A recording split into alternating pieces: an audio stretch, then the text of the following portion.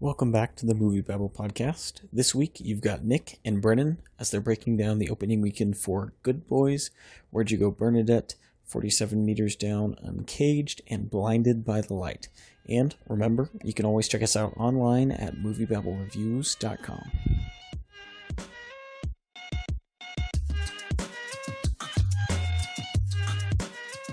Okay, breaking down this weekend's box office, we have Good Boys opening in number one with approximately 21.4 million. Then following that, we had Hobbs and Shaw with 14.2 million. After that is The Lion King, still putting in really solid business with 12.3 million. And then in the fourth spot is The Angry Birds Movie 2 with about 10.4.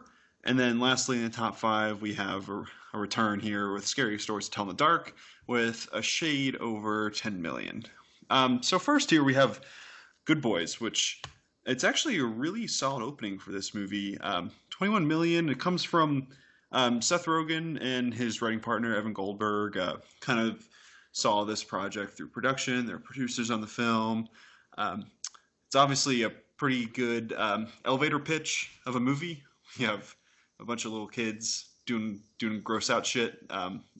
Makes for a really good trailer. And I'm not really surprised to see this movie do well. What do you think? You know what? I think that this is a movie that could have either gone one or two ways, and it obviously went the better way. I thought this movie would make decent cash. I just didn't know it would be able to get over that $15 to $20 million hump, but it did.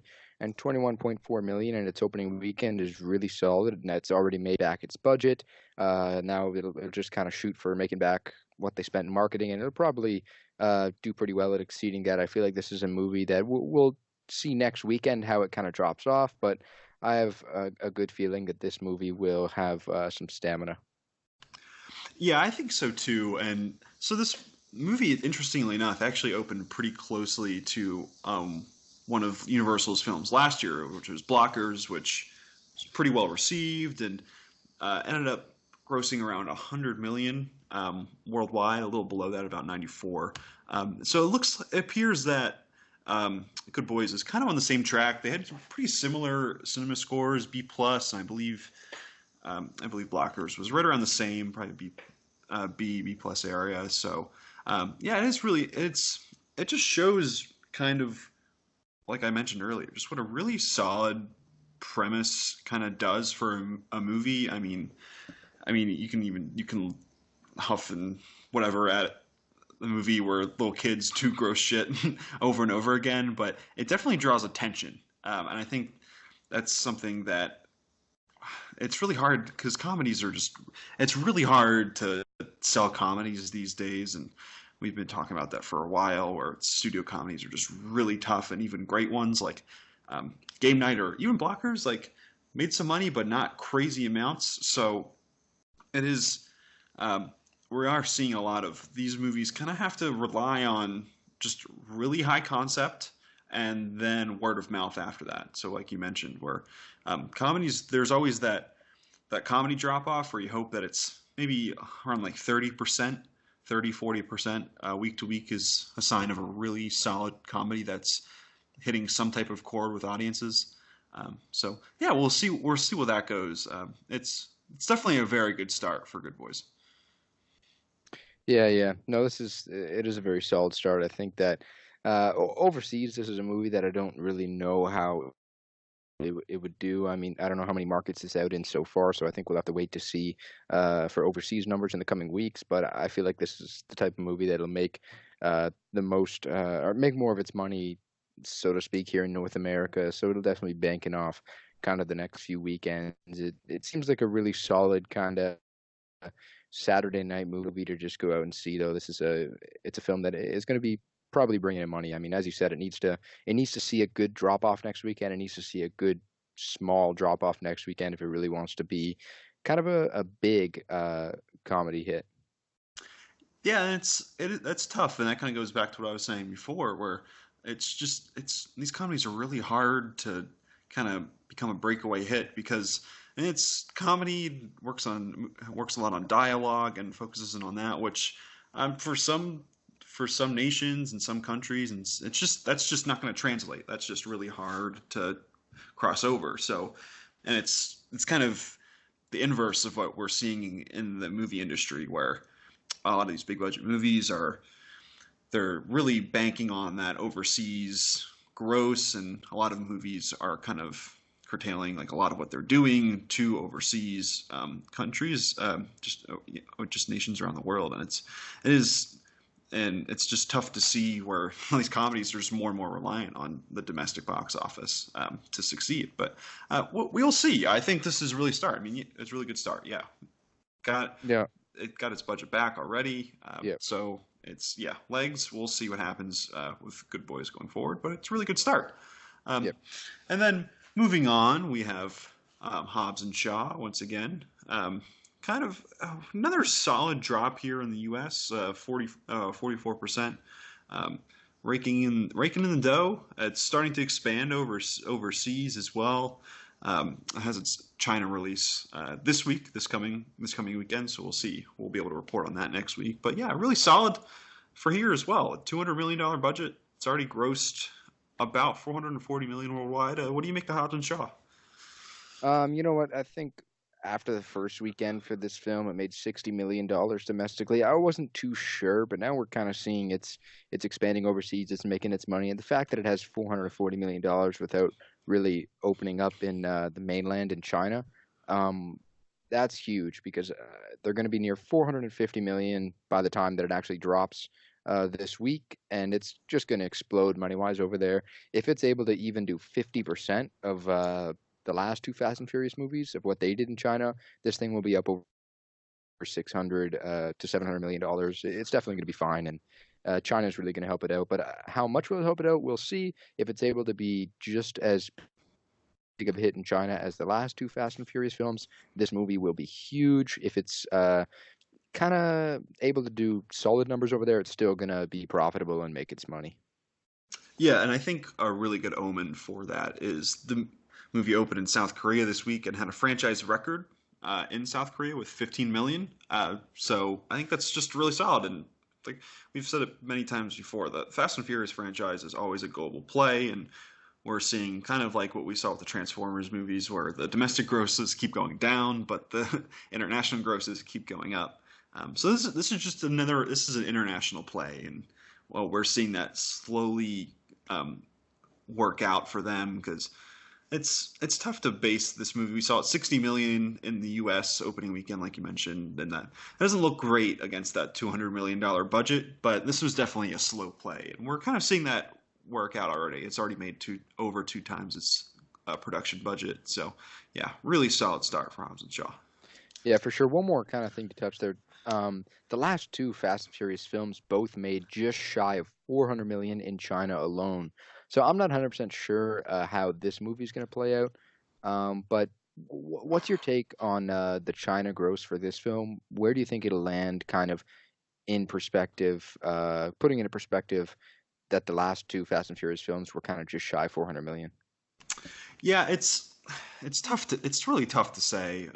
But I think the one thing is worth noting is that Hobbs and Shaw definitely is tracking behind a lot of the previous Fast and Furious movies, which is probably to be expected. Not the whole crew isn't there to spin off, but it's still doing well. It has The Rock. The Rock is really big in China, which is one thing to note here. I would definitely say, I think if it's anything under 200 million, where that's definitely a really bad sign. But I would say probably around 300 million, I think, is a pretty reasonable bet. What do you think? Yeah, I think I would say definitely from around 200 to 300, which is kind of a big range, but I think that on the low end of things, and it's probably going to make around 200. On the kind of more positive side of things, a little over 300. Yeah, absolutely. It's so hard to project these things, and I don't envy people who have to do box office tracking for a living. That's just really hard, and everyone scrutinizes everything you say. But I think one thing that I will say is that by the time that Hobbs and Shaw opens in China next week, we will definitely see Fast and Furious cross the $500 million mark and be well on its way to 600 million. Which for a movie like this, that's a bona fide hit. You're doing really well with those kind of numbers. Yep. So moving on there to a movie I don't really have much to say about, but it's still doing crazy business, is The Lion King, which came in the third spot this week. Another really solid drop of 39%. This movie is going to pass 500 million at the domestic box office, probably by the time you listen to this podcast. That's just crazy to think about. It's already passed 1.4 billion worldwide. That's just nuts. A lot of crazy numbers for Disney once again. Yep, not much to say. It's making its money, and I think we're going to look back in the summer and kind of deem this film as kind of the king of the summer, so to speak. Yep, king of the jungle, king of the summer. There's not really much to say about Lion King. We've talked about this movie to death. It's just doing really solid for Disney. So from there, we'll move on to a new release for the week, Angry Birds Movie 2, which just really did not open well when you compare it to the original Angry Birds movie.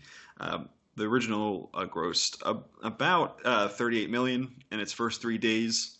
And when you compare that to Angry Birds Movie 2, which grossed about 16 million in its first week, it opened a little early on Wednesday. So even then, it's still did pretty poor business. What do you make of Angry Birds? You know what? I think it's a shame a little bit because, I mean, the fact that we're discussing an Angry Birds movie is kind of weird in itself because I remember when this was just an app and just a game, and now look at the world we live in. The games we play on our phones have turned to movies. But I think it's a little bit of a shame because it seems like they worked a lot harder on this film. The movie,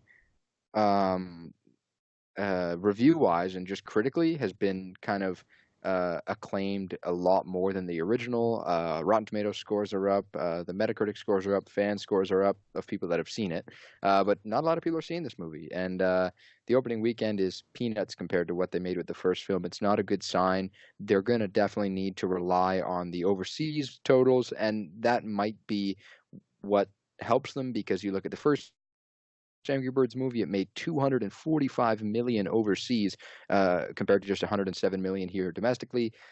They're barely going to probably make 50 million domestically with this film. They need that overseas money, and they have a decently small budget here, a budget of only 65 million on this thing, plus kind of probably what they put into it marketing wise. They're definitely going to need to probably get around 200 million at least worldwide. And I mean, I think it's another failure for Sony. It's sad because they were on a decent roll there with Into the Spider-Verse, but Sony Animation, they're struggling a little bit.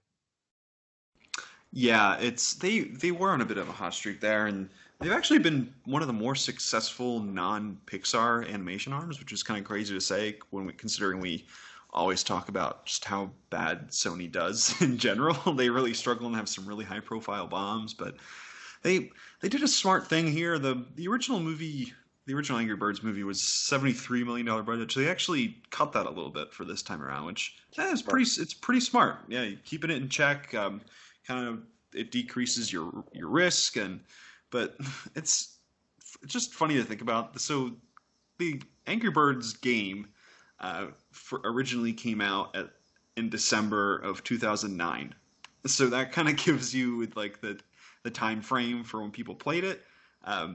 So the first movie was really striking while the iron was just incredibly cold to begin with. By that time, just no one was playing the game anymore. It was just bizarre to even see that movie, but it did well. You know, maybe it was coasting on some type of mini nostalgia. Maybe it came out right when no one was playing it anymore, so everyone, but it was still part of the lexicon in a sense. So everyone thought, hey, like Angry Birds, I don't know, this looks fun, let's go see it. But now that's just Angry Birds is a thing of the past. We move so fast now. It's it's just really hard to base a movie off a game or video game anymore. It's just tough. I just don't see anything like I don't see any success for this movie moving forward. It'll probably make a decent amount of money, just as you mentioned, overseas, and kids are. It's just easy. It's probably an easy movie for parents to bring their kids to, but they're also going back to school too. So this might have been a bad time to release it. I don't know. It's just it's a quirky release, and it's just it's not doing very well. No. Yeah, but we will move on from there to a movie that actually is performing pretty well, which is Scary Stories to Tell in the Dark, which opened up last week very solidly with a little over 20 million, and this week has 10 million, which is pretty solid as far as horror movie drops go, considering even amongst the hardcore fans, the people see them once and that's about it. And we talk about this all the time, but a 52% drop is actually pretty solid for this movie, for a movie that actually opened really well. So we have a movie, it's budgeted at 25 million and it's already made over 54 million worldwide. So it's a tiny little hit that it's turning into for Lionsgate.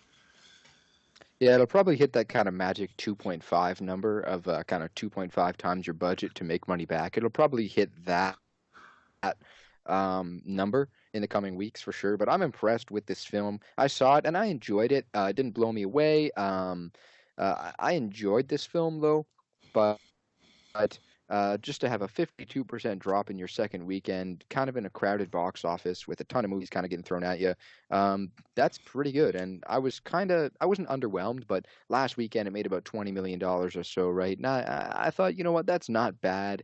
But I thought they needed more. But with this healthy kind of 52% drop this weekend, $10 million domestically thrown in there, they're going to be opening up in their last few foreign markets next week, over the next week to 2 weeks actually.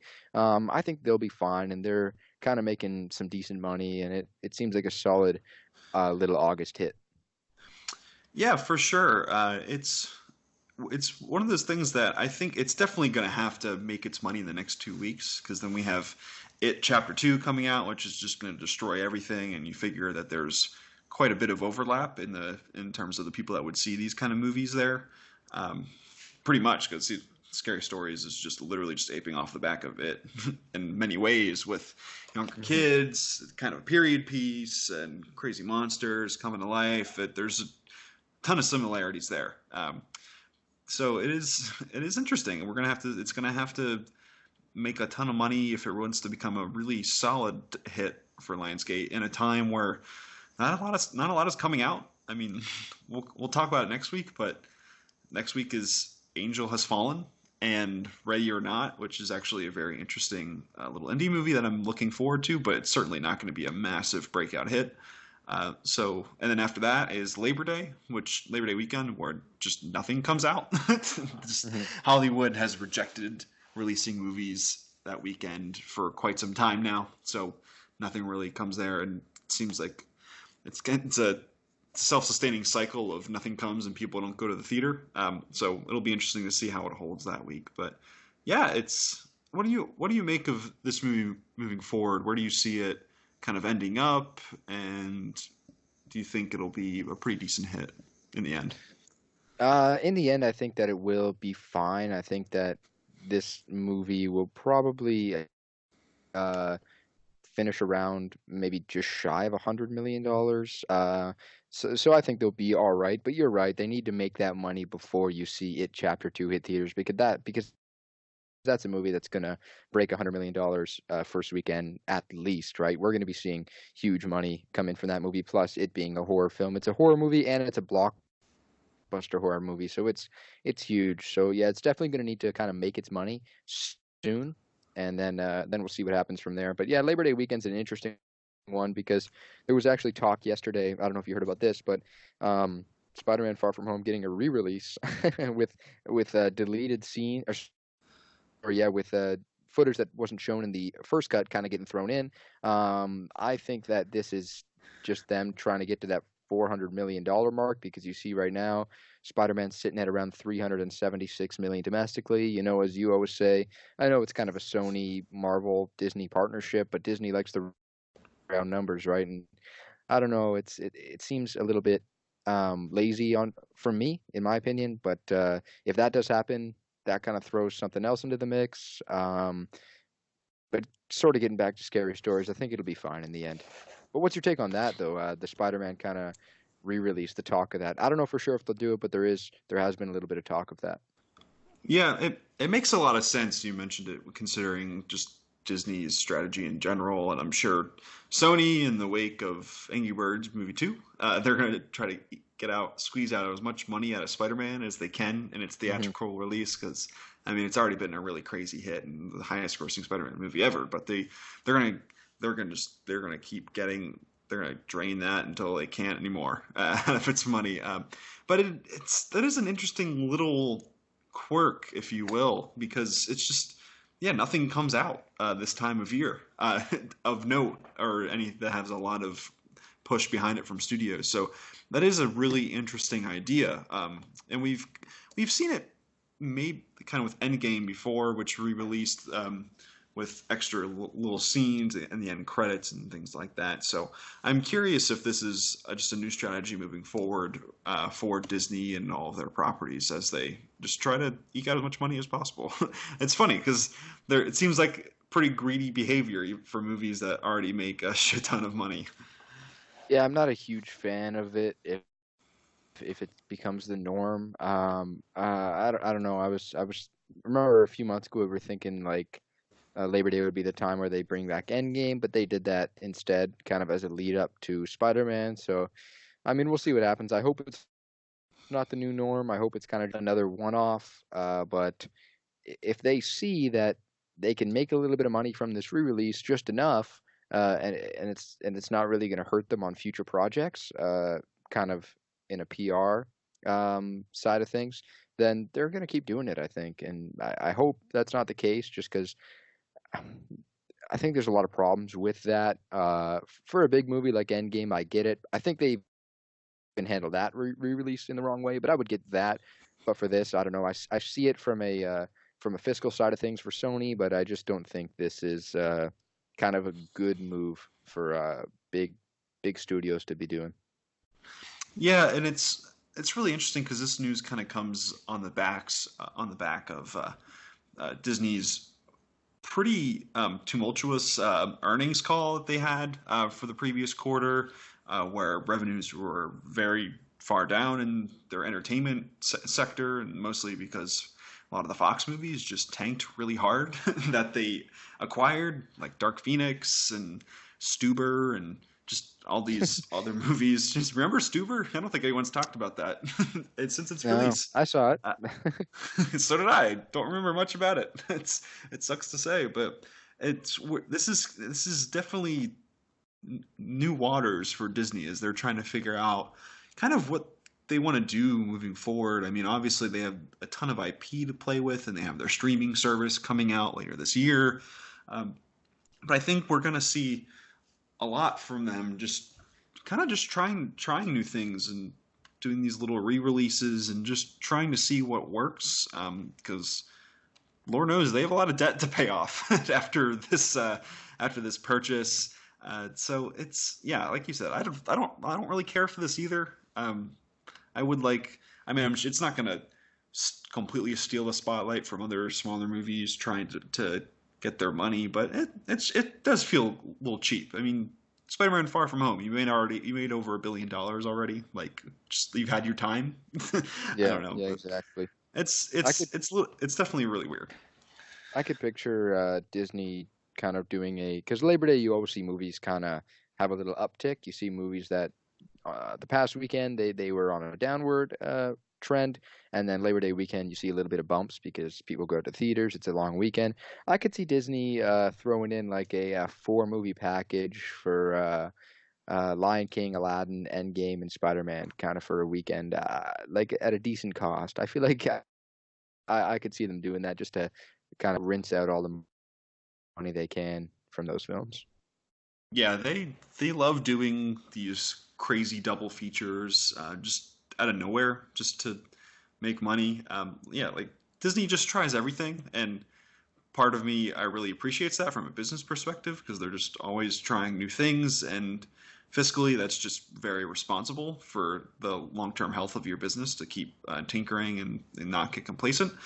But the artistic, cynical side of me just says, like, come on already. Like, I'd like to see these other smaller movies and maybe see them get showtimes and big multiplexes. So yeah, it's definitely something to monitor. It's a very interesting discussion. But that kind of pivots actually pretty well to a conversation that I really wanted to have this week, was just with just smaller movies in general, and it kind of ties into this box office as well, because we had 3 smaller movies kind of open outside of the top 5, which one of them was 47 Meters Down, Uncaged, which opened, which it's not going to win any awards, that's for sure. Opened to $8.4 million on a $12 million budget, which isn't disastrous, but 47 Meters Down was an interesting little hit for the studio that I still think the name sounds like a front for some criminal enterprise, which is Entertainment Studios Motion Pictures. That's just interesting. Interesting name, very bold. I love it. Yeah. And then from there we had Blinded by the Light, which was the most lucrative Sundance purchase earlier this year. Warner Brothers New Line Cinema bought it at Sundance for $15 million. Didn't do so hot in its opening weekend. It's $4.3 million. And we also have Annapurna's Where'd You Go, Bernadette, new Richard Linklater film starring Cate Blanchett and Billy Crudup and Kristen Wiig, which opened to based off a good book. Based off a pretty good book. It's best-selling novel. Only opened to a little less than $3.5 million, which is tough. It's just tough to kind of see all these smaller films really struggle. Just looking at 47 Meters Down, it's a schlocky movie. It was never going to win any awards or go after anything very critical, but the first movie was a hit. People enjoyed it. They found some fun in it. And this movie just vastly underperformed. And we have this interesting movie, Blinded by the Light, which is based off of Bruce Springsteen's music. I had a chance to see this movie, and it's very sweet and heartwarming, and it plays to a big crowd. You get to blare Springsteen music, and there's really heartfelt moments and just a lot of really true emotion, and you really feel it. And there's a lot of people crying in my theater at the end. People really connected with it. Cinema score for it is really high. And then we have Where'd You Go, Bernadette, which is, like I said, Richard Linklater's new film. Probably many people would consider him one of the best working directors today. The Before trilogy and Boyhood and all these wonderful transcendent movies that a lot of people love. And this movie struggled as well. And it's very interesting to kind of see where these smaller movies try to fit into the landscape of it all. It kind of seems like we've seen just far too many smaller movies just really struggle this summer. What do you make of all this? Do you think this is, obviously we're seeing big blockbuster movies kind of dominate everything, but what do you make of this trend?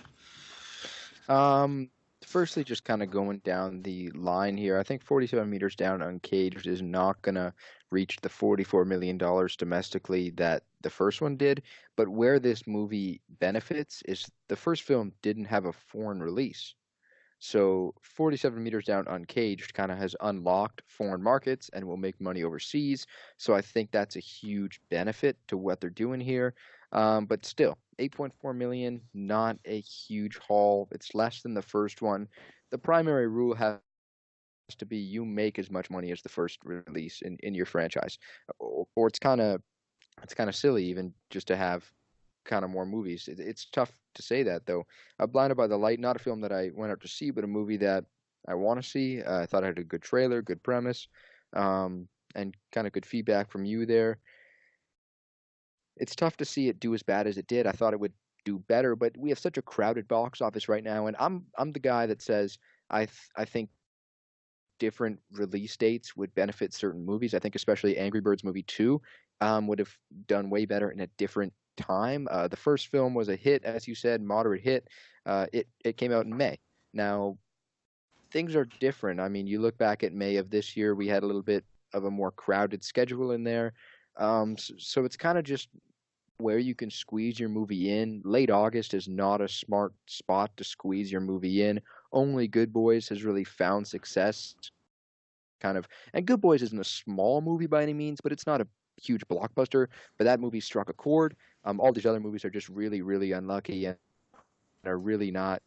They didn't find their audience, and who knows? I think maybe down the road, some of these movies might be able to find their audience, but it's a trend that sucks. And that's another reason I don't want to see all these bigger movies come back and get re-released literally 2 months after they came out, because you want to see these smaller movies get a little bit more time in the limelight, get a little bit more notice.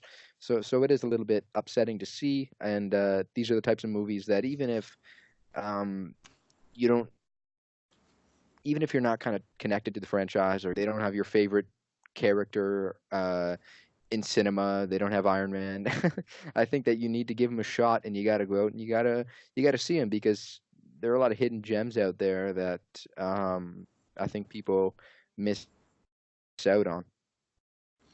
Yeah, when I was looking at these numbers this week, one thing really spoke to me, that it is just really hard to market a movie these days. If it's not Marvel, if it's not some crazy blockbuster based on an IP, it is really difficult these days. Because I mean, I don't envy TV critics, because there's just so much new TV from all these streaming platforms that they have to cover and things like that, and it's just wild. And it's kind of the same thing with movies as well. There's just so much out there. I mean, Netflix shits out a rom-com every week, it seems like, and it's just so hard to make your mark. And I think we're seeing with like the rise of Blumhouse in the last few years, and even the success of Good Boys and other movies like it really helps to have that high concept premise where you can just explain the movie in a sentence or two, and everyone knows what it is, and it sounds very interesting.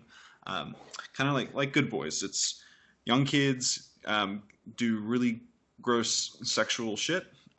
They get into some shenanigans, and that's kind of the movie. It's simple. It's a lot of great comedic possibilities there. You can understand it very quickly. Whereas something like Where Do You Go, Bernadette, it's, how do you describe that movie to someone in passing? It's like, oh, Cate Blanchett plays Bernadette. She's an architect who really is kind of struggling with her creative passion. She used to be one of the biggest people in the industry, and it just goes from there. It's very hard to describe some of these movies sometimes, and it's hard to make that into an interesting trailer and grab people's attention sometimes.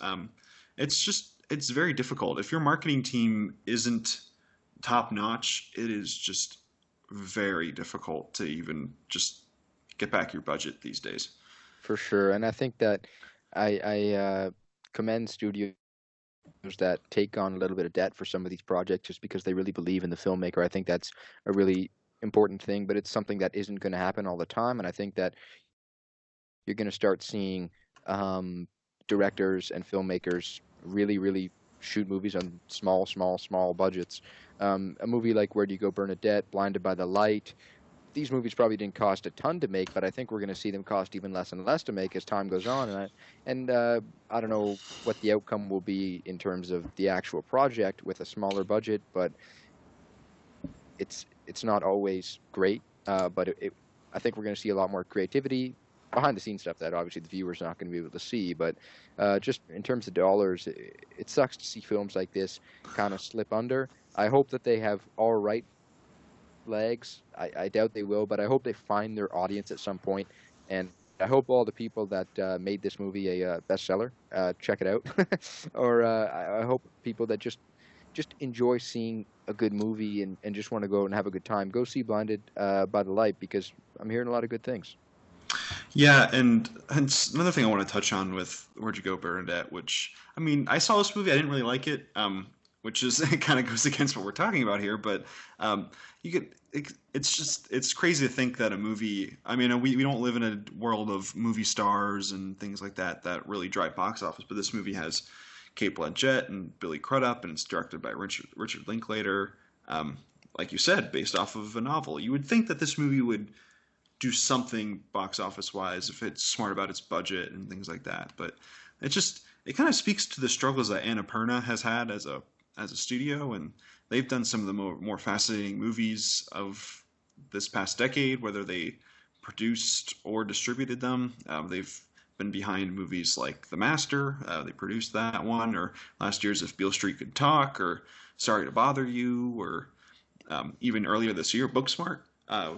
All these really interesting movies that have, and some of them just really, really struggled. And this is also kind of on the back of Annapurna, there's been rumors that they are very close to bankruptcy, which is just really troubling in a time where just studios just are condensing and forming together and aligning with bigger conglomerates. Like even I talk on this podcast all the time about something like A24, which is a studio I love, but even they've partnered with Apple, with whatever Apple's doing with content in the next however so many years. So it's very interesting to kind of see some of these movies struggle, and that's not to say that this is the death of mid to low budget movies, and that's not what this conversation is meant to be. It's just, it is tough when you see the movies like Blinded by the Light, which is based off of Bruce Springsteen's just renowned music, where that's touched generations, and you would think that something like that has a serious amount of broad appeal. And I hope that movie does really well with word of mouth in the coming weeks. But it's just tough. We're saying it over again. It's just really annoying. It's frustrating to see this. Yeah, I know, and it's tough just overall, because August is not. It's a month that's interesting for movies, because it is a month where studios will throw movies that they weren't super confident about. They'll throw movies in August because June, July, May, April, even now, they're very competitive months, and August is always extremely crowded, and it's sometimes tough to kind of sneak through there and find your audience in the month of August. So yet again, I think release date is a huge thing, but you never know. I mean, the fall is always super crowded with a lot of the awards contender films, and now even a few blockbuster movies land in in the fall. Last year we saw Venom come out in October. That's a movie that made over 800 million worldwide, and it came out in October. That's not something you always see. I know Marvel the last few years has slotted in November as kind of one of the regulars now. I mean, this year they don't have anything in November, but it's getting more crowded with the bigger movies. Just overall, I think release date has a lot to do with some of these smaller movies not doing so well in August. It's just such a tough time to kind of come out and be competitive, and there's really only a few movies that break out. I mean, you even look at last summer, The Meg kind of broke out as an August hit. It didn't make crazy money, but it kind of broke out the way we're seeing Hobbs and Shaw kind of breaking out. Crazy Rich Asians made great money last August. Good Boys is probably not going to have the same legs Crazy Rich Asians did, because that movie had great legs, but Good Boys kind of follows that vein. So, I mean, we're going to see a lot of small movies not do well in August, no matter the year, I think. Yeah, Hollywood is in constant flux, but I feel like the last few years have been increasingly tough for decision makers and people who greenlight movies. It's just, I'm very fascinated moving forward to see what Brittany Runs a Marathon does, which is a new movie from Amazon Studios that's going to be releasing in a few theaters this coming weekend in New York and LA, and it'll be expanding over the next couple weeks. And I'm fairly certain it's going to be nationwide September 13th. That's another Amazon Studios movie it's coming off the backs of Late Night, which came out earlier this year, which also seemed to be a bit of a crowd pleaser. It definitely plays out that way and has really interesting stars, Mindy Kaling and Emma Thompson, and that movie didn't perform as well as Amazon Studios would have liked. Obviously, Amazon isn't going anywhere. They're going to be around way after I leave this earth. They're going to be around for forever. Yep.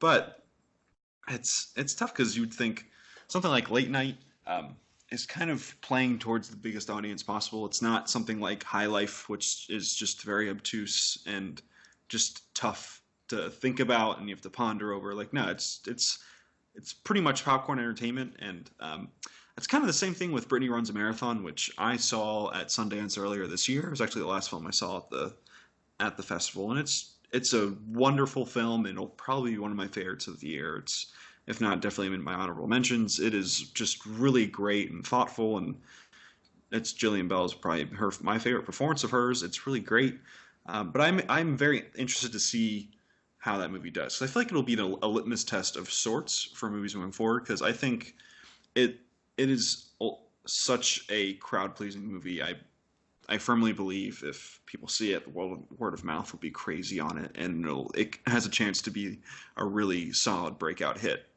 But like we said, it's really tough for these smaller movies to break out these days. So I have no idea. I don't even want to put numbers on it because I'm probably going to be way wrong on it.